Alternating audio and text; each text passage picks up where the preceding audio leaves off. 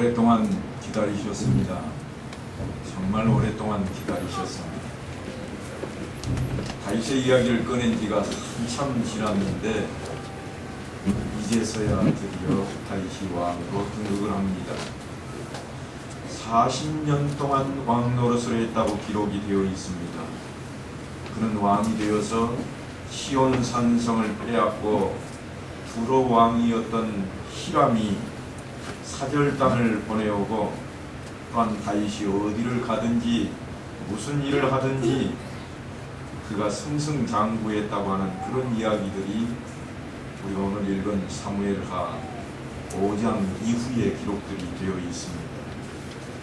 뿐만이 아닙니다. 5장 10절에 보면 만군의 하나님 여호와께서 함께 계시니 다윗이 점점 강성하여 가니라 그랬고, 12절에 보면 다윗이 여호와께서 자기를 세우사 이스라엘 왕으로 삼으신 것과 그의 백성 이스라엘을 위하여 그 나라를 높이신 것을 알았더라 이래 놓았습니다. 이런 표현들이 정말 우리들로 하여금 다윗을 무흠하고 늘 옳은 것으로 보는 편견을 갖게 해놓았지는 않았을까 하는 생각을 해보면서 오늘 말씀을 시작하고자 합니다. 우리는 지난 몇 시간 동안 다윗의 잘못들을 통해서 그의 흠집을 만드는 데 목적이지 아니하고 오직 다윗이 어떻게 하나님의 인도하심 속에서 다른 믿음의 자리로 옮겨가고 우리가 기대했던 것과는 다른 차원으로 이루어지는 그 모습을 통해서 우리 자신의 신앙과 그 믿음을 살펴보자고 했습니다. 이 시간에도 그 이야기를 하고자 합니다. 제가 말씀을 전할 때마다 늘 즐겨 사용하는 방법이 있는데 그게 뭔가 하면 성경 본문을 놓고 배경을 쭉 훑어본 다음에 결론을 찾아내는 것입니다. 그래서 본문에 이어지는 내용을 살펴보면 어떻게 되어 있는가 하면 다윗이 시온 산성인 예루살렘 성을 확보합니다. 9일 이 예루살렘 성은 그 나라의 수도가 되고 다윗성이라 그렇게 불리기도 합니다. 그런데 이 예루살렘 성은 군사적인 요충지입니다. 그래서 이것을 빼앗는 데 성공하는 것과 함께 다윗의 행적을 보면 다윗이 종교적으로, 사회적으로, 그리고 정치적으로 합법성을 수립하기 위해서 아주 애를 쓰고 있는 모습이 드러납니다. 열심을 내고 있습니다. 그런데 성경이 지적하는 바는 다윗이 하나님께서 세우신 왕으로서 어떻게 그의 백성들을 잘 다스릴 것인가, 그런 측면보다는 정치적으로 권력 기반을 확보하고 다지는 데 먼저 신경을 쓰고 있다고 하는 것이 5장에 기록된 말씀들입니다. 다윗은 우리들이 기대하는 것처럼 합당한 신앙의 자리에 있기보다는 오히려 자신의 왕권을 수립하는 일에 아주 바빴습니다. 아니 어찌 보면 우리들의 삶의 모습과 똑같다고 해야 옳을 것입니다. 무슨 얘기인가 하면 예수를 잘 믿겠다고 다짐하고 서약을 하고서 돌아서서는 먹고 살기에 바쁜 우리의 모습과 너무나도 닮아 있습니다. 내 자리를 잡아야 되겠고 내 위치를 고수해야 되겠고 내 지위를 확보해야 되겠다고 하는 것에 여념이 없어서 하나님을 믿는 신앙보다 세상살이에 더 바쁘게 보내고 있다고 하는 것입니다. 그래서 늘 우리는 하는 말이 바쁘다 그럽니다. 주일인데도 불구하고 하는 말이 바쁘다 그럽니다. 너무 바빠서 그것이 제일 먼저 우리가 외치는 소리가 되어버리고 말았습니다. 그래서 그것으로 인해서 다윗의 왕이 된 책임의 문제가 있었음을 확인하게 되는 것입니다. 그리고 그것은 비록 다윗의 문제일 뿐만 아니라 우리 모든 신자들이 가지고 있는 신앙의 정체성과 책임에 대한 아주 중요한 성경의 교훈이 되기 때문에 이 점을 분명히 해야만 합니다. 11절을 보면 두로왕 히람이 다윗에게 사절들과 백향목과 목수와 석수를 보내매 그들이 다윗을 위하여 집을 지으니, 그렇게 되어 있습니다. 당시의 두로는요, 어떤 나라인가 하면 팔레스타인 북부에 있는 지중해 연안을 끼고 있는 도시국가입니다. 도시국가들 중에서 경제적으로나 군사적으로 아주 막강했던 그런 나라입니다. 그런 두로 왕이 사절단을 보내고 선물을 보냈다고 할 정도니까 다윗이 어느 정도 위치인가 하는 것이 금방 우리가 생각할 수 있는 그런 모습으로 드러납니다. 다시 말하면 다윗이 그 시대에 정치적으로나 군사적으로 강국이 되어 있음을 암시하고 있는 것입니다. 그러니까 두로왕 히람이 보낸 백향목으로 궁전을 짓고 다윗이 다스리는 나라의 국가의 강성함을 보이는 일에 일조를 하고 있습니다. 다시 말하면 다윗은 국가의 체면과 위엄을 왕권에 부여함으로, 조금 사납게 말을 한다면 국가의 체면과 위엄을 살리기 위해서 그가 사치스러운 것들로 확보를 하고 있다고 하는 것입니다. 물론 세상 나라에서는 왕권의 부여함이 경제력과 군사력으로 표현되는 것이 당연한 과시입니다. 요즘 우리가 사는 세계에도 그렇게 표현이 되고 있습니다. 좋은 나라, 그러면 경제적으로 잘 사는 나라요, 군사력이 막강해서 어떤 나라에게도 위협을 받지 않는 나라, 그렇게 되어 있습니다. 그렇게 되기 위해서 모두가 다 군사력을 키우고 모두가 다 잘 살기 위해 경제력을 키우는 데 안간힘을 쓰는 것입니다. 하지만 하나님의 통치를 시행해야 되는 이스라엘에게는 굉장히 조심해야 될 문제가 바로 그것입니다. 왜냐하면 그것은 하나님의 뜻과는 늘 반대되는 개념으로 성경이 말씀을 하고 있기 때문입니다. 우리 한번 다 같이 예레미야서 22장 15절로 16절을 한번 찾아보시겠습니다. 예레미야서입니다. 성경의 세긴 쪽에 보면 예미라 써져 있습니다. 예레미야서 22장 15절로 16절입니다.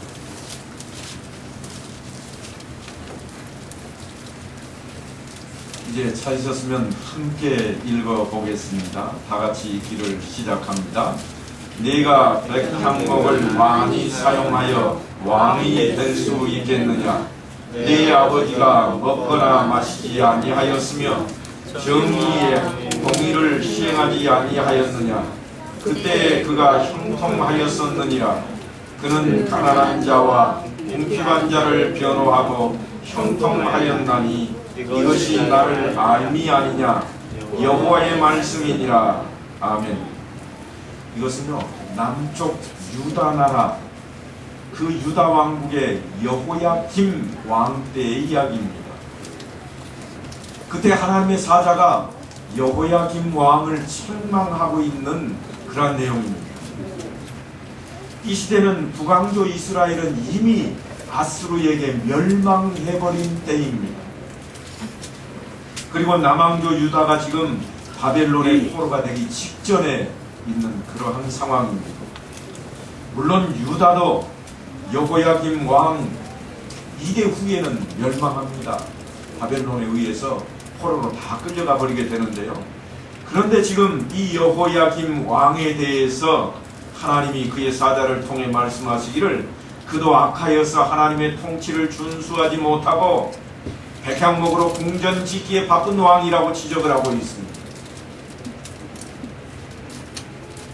15절에서 말씀하신 것처럼 네가 백향목을 많이 사용하여 왕이 될 수 있겠느냐? 이 하신 말씀은 경제력이 네 왕권에 도움이 되겠느냐? 군사력이 내 왕권을 유지시켜 주겠느냐? 하는 말씀입니다. 경제력으로 잘 살게 되고 군사가 막강해져서 이제는 우리가 살 수 있겠다. 그것이 왕권의 수립의 가장 근간이 되는 것이겠느냐? 하는 것이 하나님께서 지금 주시는 말씀입니다. 그러면서 그렇지 않았음을 어떻게 말씀을 하고 있는가 하면 네 아버지가 먹거나 마시지 아니하였으며 정의와 공의를 행하지 아니하였느냐 그렇게 말씀을 합니다. 그런데 여기 드러나는 네 아버지라고 하는 이 사람은 여호야김 왕의 아버지인 여호아스 왕을 말하고 있지를 않습니다. 여호야김 왕의 할아버지인 요시야 왕을 가리킵니다. 요시야 왕은 선한 왕으로 종교개혁을 단행하고 하나님의 통치에 순종했던 그런 왕입니다. 요시야 왕은 모든 산당들을 헐어버리고 아세라 목상을 찍어버리고 또한 바알의 신상을 다 허물었던 그런 왕입니다. 모든 사람들에게 여호와의 말씀을 들리고 그들이 하나님의 말씀대로 살게 했던 그런 왕이었습니다. 그는 정의와 공의를 행하였으며 그 왕권이 망하거나 쇠퇴하지 않은 모습을 온전히 보여준 그런 왕입니다. 그래서 성경에 보니까 그때에는 그가 형통하였었느니라 그렇게 말씀을 하고 있습니다. 그 형통함이 무엇에 근거하는가 하면 그는 가난한 자와 궁핍한 자를 변호하고 형통하였나니 이것이 나를 알미 아니냐. 하나님께서 그렇게 말씀을 합니다. 네가 형통하고 네가 잘 되는 것이 가난한 자들을 돌아보고 그들을 살피는 것이 아니겠느냐. 우리에게 그렇게 말씀하시는 하나님의 말씀입니다. 내가 잘 먹고 잘 살기 위해서는 돈을 긁어 모으고 내 집에 곳간을 짓고 더 많이 쌓아 올리는 데 있는 것이 결코 아니라 가난한 자들을 돌아보고 그들과 함께 나누는데 너의 형통함이 있지 아니하겠느냐. 그것이 나를 알미니라. 하나님께서 하나님을 아는 것은 바로 그런 것이라고 말씀을 하고 있습니다. 이스라엘이라고 하는 나라는 신정국가입니다. 하나님의 통치가 있는 그런 나라입니다. 하나님의 통치를 대행하는 자가 누군가 하면 바로 왕입니다. 그리고 그 하나님의 통치의 본질과 근거는 어디에 있는가 하면 하나님의 은혜에 있습니다. 은혜의 통치입니다. 공의가 실현되는 것입니다. 그것은 권력과 힘의 통치가 결코 아닙니다. 사랑으로 은혜를 나누는 그러한 통치라고 하는 것입니다. 우리가 과연 하나님의 나라의 백성이라면, 우리가 과연 하나님 나라의 일꾼들이라면 우리를 통해서 펼쳐지는 그러한 세계가 어떻게 펼쳐져야 된다고 하는가 하면 바로 하나님의 은혜로, 하나님의 사랑으로 우리가 그렇게 살아야 된다고 말씀을 주고 있는 것입니다. 우리 모든 예수 믿는 사람들이 바라는 신앙의 궁극적인 완성은 이 세상이 하나님 나라가 되었으면 좋겠다 하는 데 있을 겁니다. 온 세상이 하나님의 나라가 되기를 위해서 복음을 전하고 또 전하는 것 아니겠습니까? 그것은 요한계시록 11장 15절에서 말씀하신 것처럼 세상 나라가 우리 주와 그의 그리스도의 나라가 되어 그가 세세토록 왕노릇하는 것입니다. 그런데 이 세상이 하나님의 나라가 된다고 하는 것에 대한 성경의 이해와 본문에 기록된 이스라엘 사람들 간에는 좀 거리가 있어 보입니다. 아니, 좀 더 구체적으로 말씀을 드리자면 하나님께서 세상 나라의 통치자가 되겠다고 선언하시는 그 말씀과 우리가 믿음으로 살겠다고 덤벼드는 세상의 삶 가운데에는 차이가 있어 보인다, 그런 이야기입니다. 하나님께서 펼치고자 하는 세상 나라와 그 하나님 나라와 우리가 펼치고자 하는 우리의 삶과 너무나도 차이가 있다, 그런 말입니다. 하나님께서는 그리스도의 사랑으로 하나님의 은혜를 베푸는 나라를 만들고자 하시는데 우리는 어떤가 하면 우리가 잘 먹고 잘 사는데 초점을 맞추고 있습니다. 내가 좀 더 잘 되어야 되겠고, 내가 예수 믿는 것 때문에 더 잘 되어야 되겠고, 내가 좀 더 잘 살아야 되겠고, 내가 예수 믿는 것 때문에 축복받았다는 소리를 부자가 된 것으로 누려야 되겠다고 생각을 합니다. 그것이 마치 지금 다윗이 왕이 되어 있는 그 이스라엘과 우리의 모습이 너무나도 닮았다고 하는 것입니다. 하나님의 통치가 무한한 자리를 차지하여서 믿는 자들의 신앙에 대한 보상으로 구원함이 나타나는 것쯤으로 우리가 오해를 하고 있습니다. 이것이 아마 믿는 자들의 보편적인 모습일 겁니다. 성경에 기록되어 있는 많은 이스라엘 사람들이 그와 같은 모습을 띠고 있습니다. 다윗도 거기에서 조금 더 벗어나지 못해서 그의 왕권을 확립하는 것을 서두르고 있습니다. 하나님께서 나를 택하지 아니하셨느냐? 그렇다면 더 멋지게 들여다 보여야 되겠다.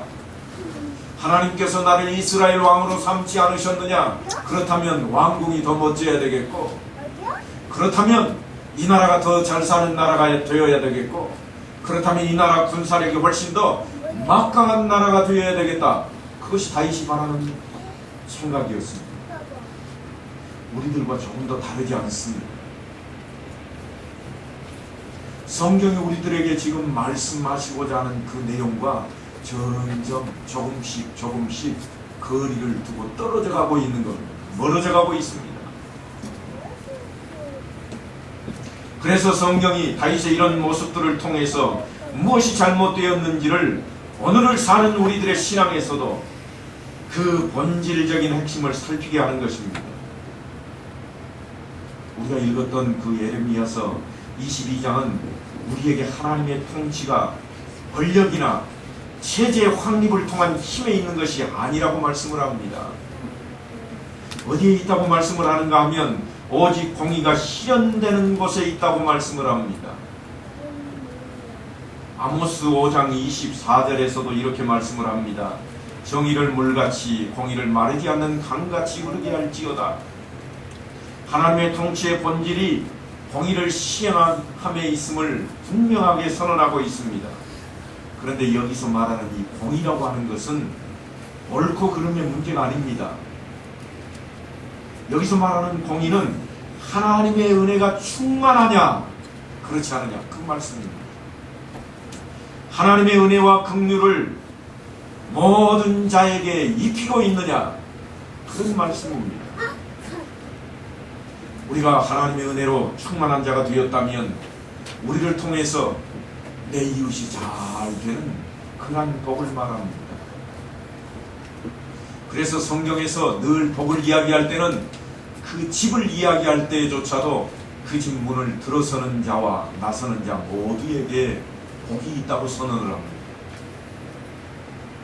또한 복을 이야기할 때마다 그가 있는 그 가정, 그 지역, 그 나라가 그를 통해서 복을 받게 될 것이라고 선언을 합니다. 다시 말하면 은혜와 긍휼은 믿는 그 사람 한 사람을 위해서 있는 것이 결코 아니라 그를 통해서 그와 함께한 모든 사람들에게 함께 있음을 선언하고 있는 것입니다. 그것이 바로 하나님의 통치의 공의입니다. 그것이 하나님의 은혜입니다. 나만 잘 믿고 내가 천국 가고 나만 잘 믿고 잘 먹고 잘 살면 되는 것이라 그런 이야기가 아니라는 것이 성경이 확실하게 우리에게 주는 교훈입니다. 내가 진정 예수 믿는 사람이라면 내가 복받은 만큼 내 이웃도 복을 받아야 되는 것이요. 내가 진정 하나님께서 택한 백성이라면 내가 사랑하는 만큼 내 원수까지도 사랑하는 것입니다. 그것이 하나님의 나라요, 하나님 나라의 통치입니다. 그러나 지금 신자들은 우리가 하나님을 믿어서 하나님의 백성됨을 확보하기 위해서 그렇지 않은 자들을 심판하는 것으로 기독교의 신앙과 나의 신앙을 확보하려고 합니다. 그래서 신앙은 우리의 믿는 것이 힘으로 나타나기를 바라는 것이 오랫동안 이스라엘 백성들이 했던 오해요, 편견이요, 우리들도 한 번씩은 겪었던 그런 시험거리들입니다. 그래서 우리가 늘 기도하는 내용이 어떤가 하면 내가 하나님을 믿습니다. 하나님의 자녀입니다. 내가 옳고 세상이 틀렸습니다. 그런데 하나님, 세상이 우리에게 큰 소리치고 우리를 괴롭힙니다. 하나님이 임재하셔서 우리가 옳고 하나님이 옳다는 것을 저들을 벌주심으로 증명해 주옵소서.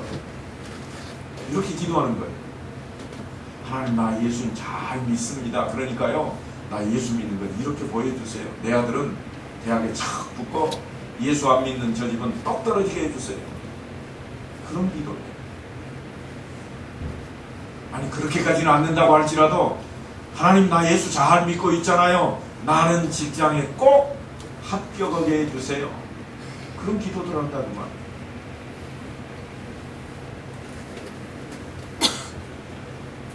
이것이 우리가 갖고 있는 신앙의 허점이고 제일 원초적인 소원일 수가 있습니다. 그러나 그것이 아님을 주님께서 친히 말씀하십니다. 마태복음 9장 9절로 10절을 보면 황당한 사건이 벌어집니다. 그게 뭔가 하면 마태라는 사람이 세간에 앉아 있는 것을 보시고 이르시되 나를 따르라 하시니 일어나 따르니라. 예수께서 마태의 집에서 앉아 음식을 잡수실 때에 많은 세리와 죄인들이 와서 예수와 그의 제자들과 함께 앉았더니 그럽니다. 예수님이 예수 잘 믿고 따르는 제자들만 이끌고 다녔을 법한데 황당한 사건이 지금 벌어지고 있습니다. 예수 믿는 사람들을 핍박하고 예수 믿는 사람들을 속여서 세금 많이 걷어내는 이스라엘 사람들이 매국노라고 불리는 그 세리를 찾아가서 나를 따라오너라. 지금 나를 따르라 하는 이 말씀은요, 그 단어가 어떤 때 쓰는 단어인가 하면 너 내 제자 될래? 나 따라와. 그 단어입니다. 동일한 단어입니다. 지금 죄인이라고 다 내놓은 사람을 쫓아가서 그것도 찾아가서 만나가지고 네가 내 제자여야 되겠다. 그런 황당한 일 아닙니까? 그분이 아닙니다. 그 집에 가서 함께 식사를 하는데 많은 죄인들과 함께 앉아 식사를 합니다. 아니 예수님 이거 정신이 나가셨나? 바리새인들이 그렇게 생각하는데 만들고 있는 거예요. 당시 이스라엘은 로마의 속국입니다. 그러니까 세리들은 로마를 위해서 세금을 걷어들이는 당시의 공무원들입니다. 이스라엘 백성들은 그래서 그들을 향해 매국노라 그랬습니다. 세금을 로마에서 얼마를 거두어들이라고 정해줍니다. 베다니에는 쌀 5가마니가 세금이야. 그렇게 정해주면 이 사람들이 쌀 5가마니만 거두어들이겠어요? 결코 그러지 않습니다. 왜냐하면 장사는 남기는 거니까 10가마니를 만들어낸다고요. 그러니 얼마나 백성들을 핍박했겠습니까? 얼마나 속였겠습니까?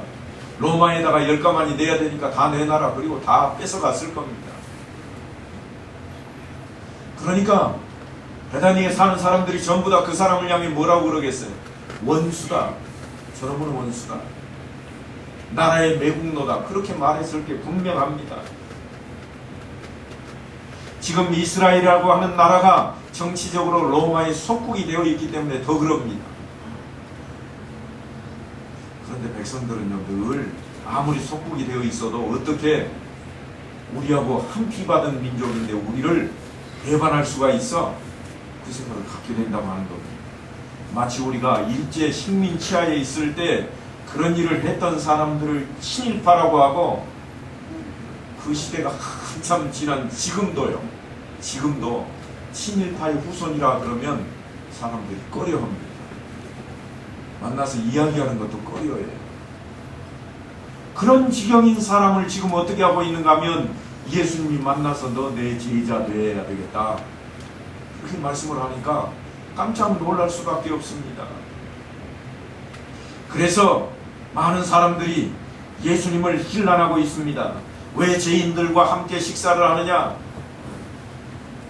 하나님을 따르는 사람들이 그렇게도 없어서 제자를 삼는데 그런 허접한 죄인들 데려다가 제자를 삼느냐 하는 것입니다. 이것이 지금 이스라엘 백성들이 오해했던 하나님 나라의 백성이라 하는 말에 대한 오해입니다. 하나님의 통치에 대한 오해입니다. 지금까지도 예수를 믿는 신자들에게 쉽게 드러나는 신앙적인 편견입니다.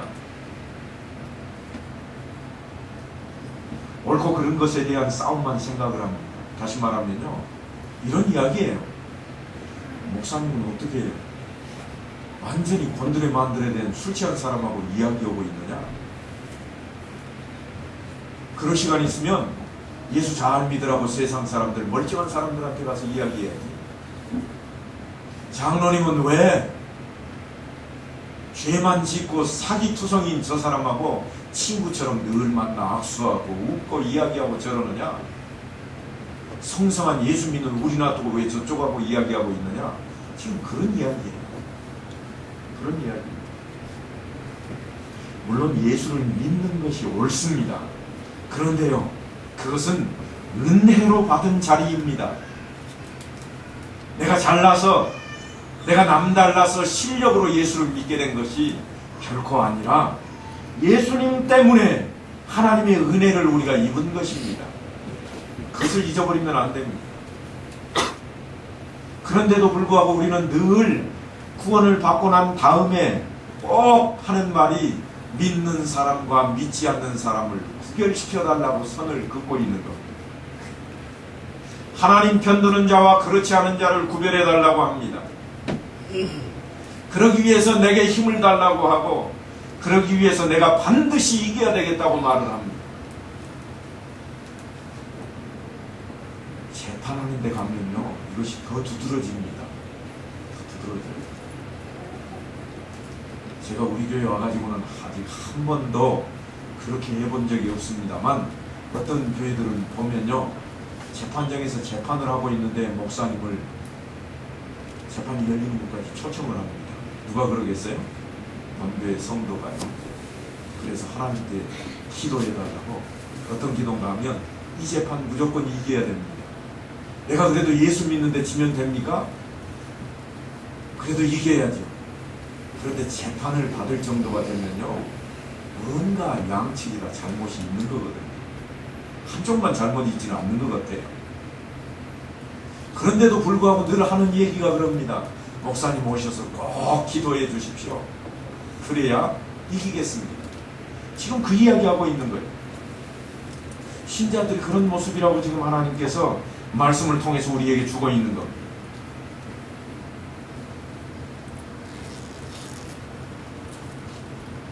다윗이 그랬던 것처럼 왕권을 더 확고히 하기 위해서 정치적으로 군사적으로 세력을 쌓기에 바빠서 우리들도 늘 하는 기도가 그렇습니다.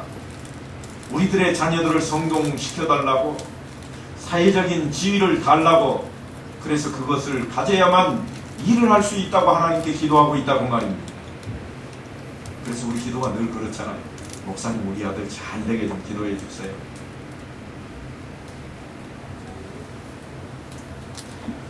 어느 한 사람도 목사님 우리 아들 신앙 더 좋아지게 잘 믿을 수 있게 믿음 좋아지라고 기도 좀 해주십시오. 그런 기도 부탁하면 얼마나 좋겠어요. 목사가 신이 날 것 같아요. 그런데 늘 기도 부탁은요, 잘 먹고 잘 살고 좋은 자리 차지하게 해달라고, 그 기도 해달라는 거예요. 그것도 목사님이 직접 와서 기도해주면 감사하고 고맙고, 목사님은 바쁘다고 전도사님 보냈다고 그러면 흥 하고 고개를 돌리는 그런 모습이 우리들 모습. 아니, 본문에 등장하는 다윗의 모습 그대로입니다. 마태복음 25장 31절로 40절에 보면 심판에 대한 이야기가 기록이 되어 있습니다. 인자가 자기 영광으로 모든 천사와 함께 올 때에, 그때 양은 그 오른편에 염손 왼편에 두리라 그러십니다.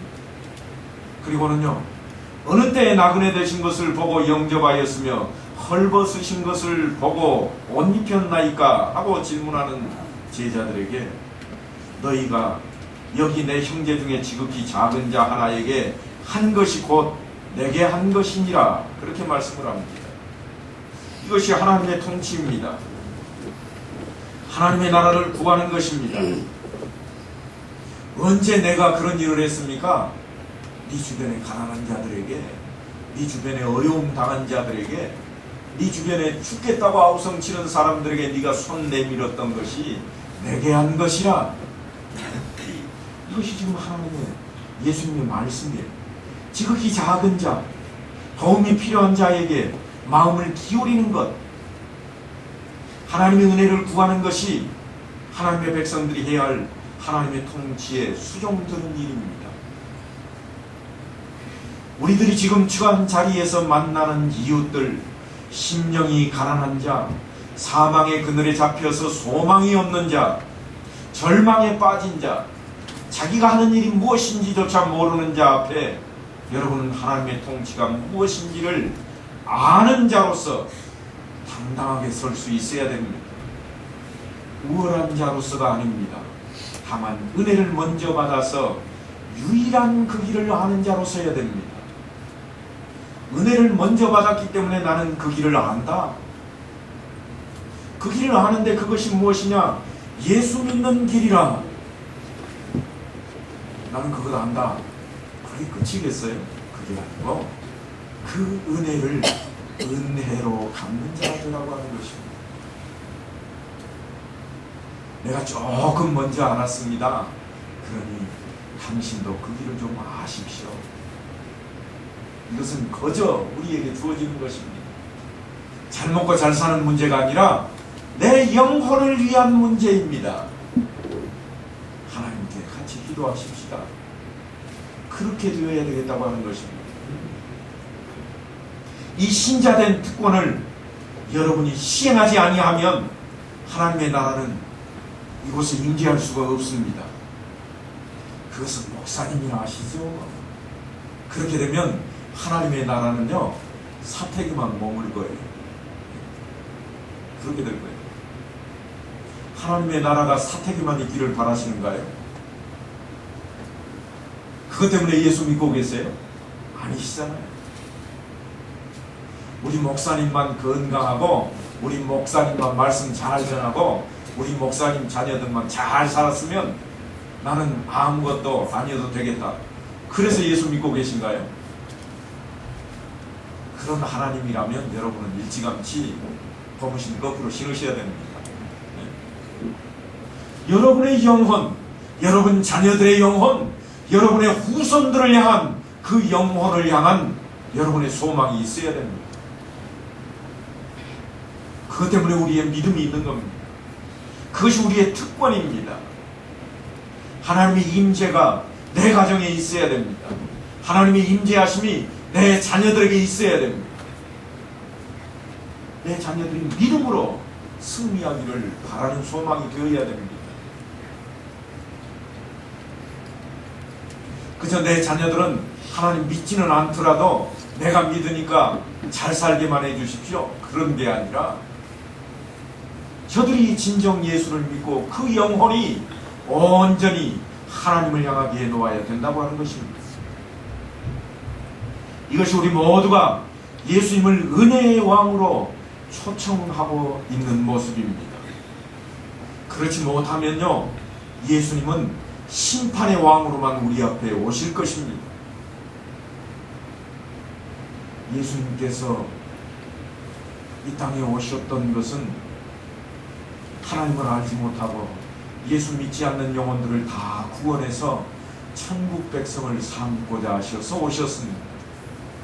그래서 나는 의인을 부르러 온 것이 아니라 죄인을 구원하기 위해 왔노라 그러십니다. 그래서 의원은 병든 자에게 필요한 것이지 멀쩡한 사람에게는 필요가 없느니라 그렇게 말씀을 합니다. 그런데 그 예수님께서 재림의 순간에 오실 때에는 결코 구원하시기 위해서 오시는 모습이 아니라고 하는 것입니다.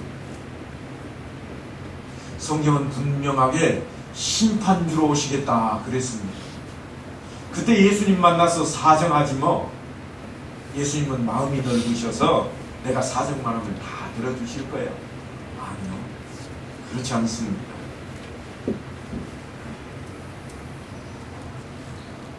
칼날도 양쪽에 날선 화염검으로 우리 앞에 내미실 것입니다. 유일하신 하나님, 우리 주 예수 그리스도를 통해서 죄사함을 받았는가 하는 것을 통해서만 온전하게 심판을 행하실 것입니다. 주님께서 지금 심판의 그 자리를 유보하고 계시고 오랫동안 지연시키고 계신 것을 꼭 기억해야 됩니다. 당시 비록 실수를 하고 잘못을 저질렀어도 그는 그 문제를 해결받고 궁극적으로 승리의 자리에 가게 됩니다. 성경은 지금 그 길로 우리를 인도하고 있습니다. 우리를 통해서 날마다 조금씩 그 길을 향해서 가고 그 모습을 보게 만들고 계신 것입니다. 우리 모두가 동일한 하나님의 인도하심과 간섭 속에서 그 훈련과 승리로 인도하심을 받고 있음을 확신하시고 이제 새롭게 신앙을 고백하며 출발하는 모든 성도들 다 되시기를 주의 이름으로 간절히 축원합니다.